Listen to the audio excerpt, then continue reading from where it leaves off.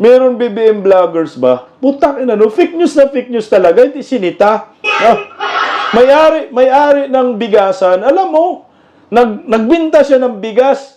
Talagang ipinilit niya, nagbinta siya ng bigas na 20 pesos per kilo. Tapos ang sabi niya, oh, tingnan nyo, yung 20 pesos per kilong bigas, pagkain ba ito ng aso? Ang tangingot! Siyempre, hindi pagkain ng aso yung binibinta mong 20 pesos per kilong bigas dahil nga commercial rice, kunyari ka lang, pa-content-content ka, bininta mo ng 20 pesos, tungaw.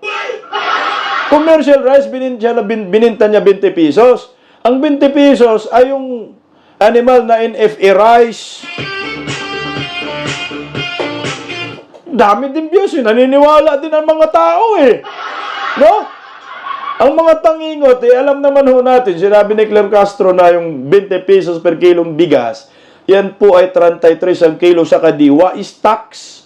So ngayon, dahil sobrang daming stocks, ayun, pinapadala sa pinapadala sa Cebu kasi napatay gutom daw mga taga Cebu. Content ang tanga. Ay, sus ko Ginoo. Budol yung bigas nila, tablado Yung bigas nila na 20 pesos, tama ho yung nag-comment kanina, na hindi ho sumang-ayon. Itong si George Garcia, gusto ni George, pagkatapos na lang ho ng eleksyon, mamigay po ng 20 pesos per kilong bigas sa pagkain ng aso. Wala na, nabudol talaga, budol na. Yung plano nilang pasakitin ang tiyan ninyo, hindi na ho matutuloy. Pero ako po, may suggestion. Total, 10 araw naman po yun So, kung magbibenta po sila by tomorrow na mas mura, at least okay na po yun, nag-roll out na. Ang sunod na roll out, pwede naman pong after the election para naman po hindi masabi na ito ay ginagamit sa pamumulitika. Suggestion ko lang naman po yan. Sir, nagpasa na ba sila ng letter for clarification? Wala pa po sa kasalukuyan. Bakit suggestion? Manindigan ka, tungaw. Na manindigan ako, bawal po yan sa Omnibus Election Code na mamigay ka ng ayuda sa panahon ng eleksyon. Vote buying po yan. 20 pesos lang ang halaga ng mga taga-Cebu kapalit bugas na animal may kasamang kuto. Ito yung nangyayari. Tuloy. Ito po yan tungkol sa pagpapaklarify sa bagay na yan. Alamin po natin sa maghapon na ito kung maghihingi sila sa atin ng clarification. Pero yun po, coming from me and from the COMELEC, maganda po siguro na kung magro-roll out tayo bukas, wala pong problema yan. Kasi May 1 po by tomorrow. Pero yung susunod, maganda po siguro, mas matatanggap na sambayanan sa buong Pilipinas pa, hindi lamang sa Visayas, kung ito ay magagawa na natin after the elections.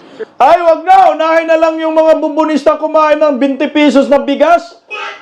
Total, sabi naman ng mga bubunista, ang tanganistang loyalista ni Ngagba, na ang kakain lang daw ng 20 pesos per kilong bugas sila lang. O kayo lang kumain. Hindi man kami aso, kayo lang ang aso. Kayo lang. Wag na, ay. Buong Pilipinas daw, papasakitin ang ating mga tiyan. Napi-animal talaga ng ginagago na ho natin, Ay, kayo na lang. Unahin nyo na po pakainin si Vicente. Peebles, kakain ka doon, Peebles? Gusto ko makita kung Peebles nakakain ka ng 1 linggo yung bigas na may kasamang ulam. Peebles? Sabi ni Jojo, nakaminos, nakaminos mo lang. Sir, hindi lang nakaminos, naka-plus pa. I-award sila hindi natuloy yung pambubudol. Ito, pakinggan po natin, hindi na matutuloy. Ito. Nilinaw naman ng Department of Agriculture na sa Kadiwa stores sa Cebu pa lang, mabibili ang 20 pesos kada kilong bigas, kasabay naman ang inaasahang rollout nito bukas. Ayon sa DA, hindi pa kasi nakakakuha ng exemption sa COMELEC ang ibang mga lokal na pamahalaan para makapagbenta nito. May umiiral na election spending ban dahil sa Bilang Pilipino 2025. Bukod dito, sa mga vulnerable sector lang din ito magiging available, gaya ng seniors, persons with disability, at benepisyaryo ng 4Ps o yung mga may hirap na pamilya. Kahapon nagsagawa ng taste test. Diyos ko! Yan ba yung bigas na yan? Yan yung niluto nila ni ano, yung Hongyango na yung Department of Agriculture, paluto-luto sila dyan. Hindi naman yan yung bigas na nakita natin, brown man, ba't naputi yan? Bumili yata sila ng commercial rice tapos niluto nila para gusto lang maganda, masarap.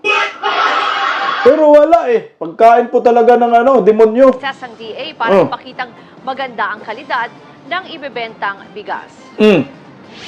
Pero kung maglabas na po ng exemption ang COMELEC, ay maaari na pong bumili kung kanino po siya i-open ng local government unit. Kung i-open po nila for everybody, lahat po ay pwede pong makasili. Napababa po kasi ito sa 20 pesos dahil meron pong subsidiya ang gobyerno dito na dito po yung 33, so ngayon 20 pesos. So meron pong subsidy na 13 pesos. Samantala, iminungkahi naman ni COMELEC Chair George Garcia na pagkatapos na lang ng Okay na yan hindi matutuloy. No? Hindi na matutuloy. Pero yung una, nung 28, ano bang pitsa ngayon? 30. So yung 28, naglabas sila. So ngayon, tinigil na dahil walang request na exemption. O ngayon, walang request na exemption sa COMELEC. Tapos namigay sila. Di ba ho ito ay vote buying? Di ba ho ito ay paglabag sa Omnibus Election Code? Ito ay maituturing vote buying? Bakit ayaw po natin pagtatawagin yung mga alyansa, Diretso Cubita, na sila ang nakinabang naman ho inito? Lalo na yan si Bong Revilla, si Tito Soto, pati si Lacson. Sinuportahan nila ito. Itong 20 pesos per kilong bigas. Naman, siyempre, susuportahan nila kasi sila ang makikinabang. Bakit ayaw lahat ipatawag ang alyansa at ipadisqualified lahat? Patay kayo dyan. Di ba, George? Kung talagang walang kinikilingan, George, ang batas, nakapamigay sila ng bigas nang walang exemption, bakit ayaw natin sila kasuhan at i-disqualified natin ang lahat ng alyansa, Diretso Cubita? Patay kayo, diha. Sana merong mag-file na disqualification case. Kasi kaya nga tinigil nila, di ba? Kaya nga tinigil nila eh. Kasi, wala palang wala palang exemption sa COMELEC, hindi sila nakatanggap. Pero ipinagpatuloy nila yung 28 para sabihin na meron. Ngayon ito ay maliwanag na ipaglabag po ito sa election code na dapat ay managot ang Team Alyansa Diretso Cubita. O baka naman ganito. Malaki kasi ang subsidiya, no? Tingnan mo pinilit nila yan eh. Siguro itong si Gwendolyn Garcia, ang lakas lang ng loob niya na, dito yan. Bahala ako sa subsidiya. Mantakin mo, magkano po yung subsidiya na yan? 33 man yan, tapos 20 per kilo yung bigas. So, 13 pesos yung subsidiya. Ito po ay sagot ng local government. Hindi po to sagot hindi po to sagot ni Bangag. Hindi po sagot ng national government itong 13 pesos na subsidiya. Sagot po ito ng local government. Siguro sabi ni ni Gwendolyn Animal, ba't ako sasagot yan? Sinabulilyaso. Naunsami yung pambubudol nila na 20 pesos per kilong bigas. Ang napag-usapan tuloy ngayon, yung suspensyon ni Gwendolyn Garcia na 6 na buwan. Sabi ni Mr. Chinito, 28 pesos ang subsidy? 28? Hindi, 33 lang daw yan eh. 33 lang daw sa Kadiwa eh. So, 33 tapos ibinta ng 20, 13 pesos ang subsidy lang ang sasagutin ng LGU. Ba't nagiging 28 tol? No, 13. So siguro, nabigatan si Gwendolyn. Huwag na natin pagpatuloy yan, mga buang kayo. Diba? Mga buang kayo. Kaya ang resulta, suspendido.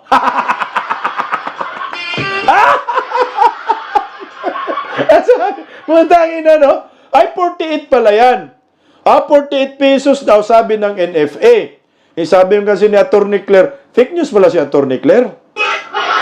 Di ba kamakailan? Sabi man ni Atty. Claire, 33 pesos po ito. Sa Kadiwa, kung gawin natin 20, so 13 pesos yung subsidy. Local government unit. Eh kung totoo yun, tol, 48 ang kilo, so may subsidiya na 28. Sabi siguro ni Gwendolyn, puta, naman lan. Uy, 28 sasagutin ko? Huwag na, itigil yan! NFA! kaya sabi ng ano, sabi siguro ni Tambalustos, Ombudsman, alam mo na, tigas ng ulo ayaw sumunod sa atin. Suspindihin mo na yan. Utangin na, na-trader din. Na-trader. Nag-boomerang back to you, guys. So, fake news talaga si Antikler naman talaga. Fake news talaga, no? Yun talaga si Antikler. Puro mali binabalita niyan, Patoplo ka, guys. Lover si Morano, salamat sa pakulay. Yung wakwak ng Cebu. Nabulilyaso. Suspendido ka. Ano yan? Preventive suspension yan. Dapat yan, lisanin na niya yung Kapitolyo ng Cebu yan. 6 na buwan. 6 na buwan na suspension, no? Tayo na, 6 na buwan. Kung sakali, sabihin na lang natin, manalo siya. Di manalo yan, di ba? Manalo siya, kunyari. Puta, suspended pa rin siya. Pag matalo siya, mutangin na, hindi maka-turnover siya, Kasi 6 na buwan man, Manalo si Pam. Nako, yari ka, Gwendolyn, makulong ka talaga diretso. Pag manalo si Pam, titingnan ni Pam yung mga katarantaduhan mo sa Cebu. Yay! Hindi ka na suspension, kulong ka pa.